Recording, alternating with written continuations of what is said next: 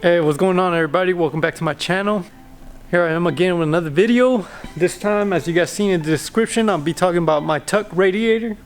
So you guys all know the best thing other than a wire tuck is your radiator tuck, because it just makes it look that much cleaner, especially if you could tuck it under your T-bar.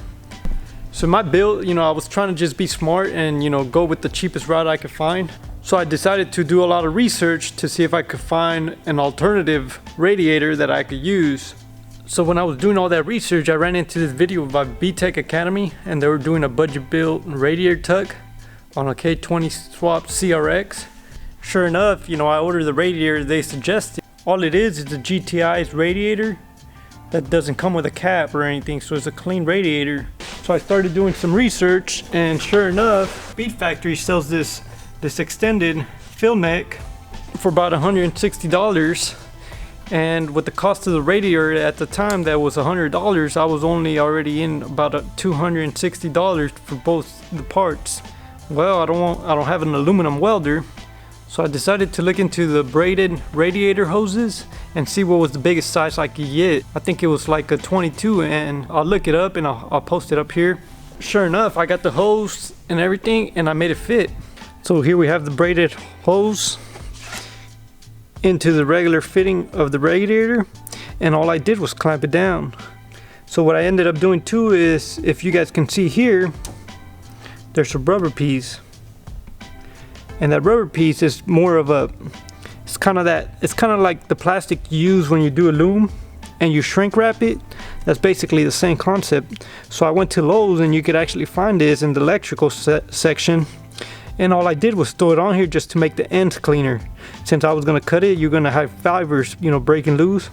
So I decided to throw that over it and to make it clean. It was a little tough to get this on here, but all in all, it worked out good. And so far, I've been running it for, about 2,000 miles now, and it's still holding on pretty good and never overheats, no leaks, no nothing.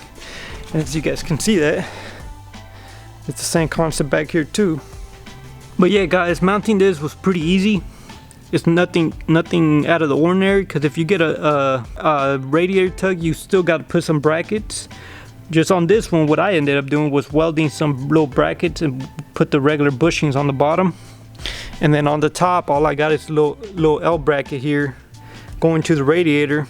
If you guys can see that. And you see it did come with this nipple, which I should have got it welded, but right now I just got it covered.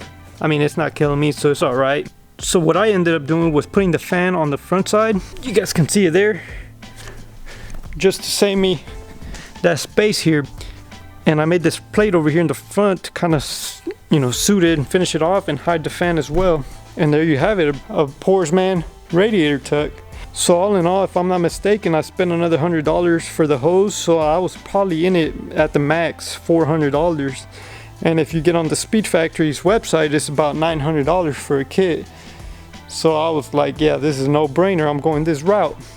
And surprisingly, it worked real good and it looks clean, as you guys can see.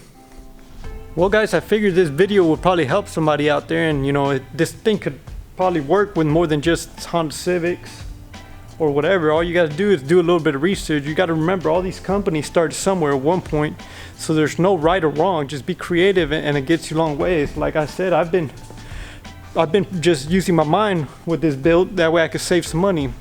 Parts, name parts are sometimes good because they got a reputation of long-term durability, but all in all, they did was get creative to create that product for you. So you could do the same. It's a project car. It's always going to break down no matter what. You're always going to have little hiccups here, and that's what makes it fun, So get creative, guys, and in the long term, it could save you some money, and you can end up with some good results. I mean, I'm not saying my car is perfect, but it sure damn looks pretty good for what I did. Creativity goes a long way.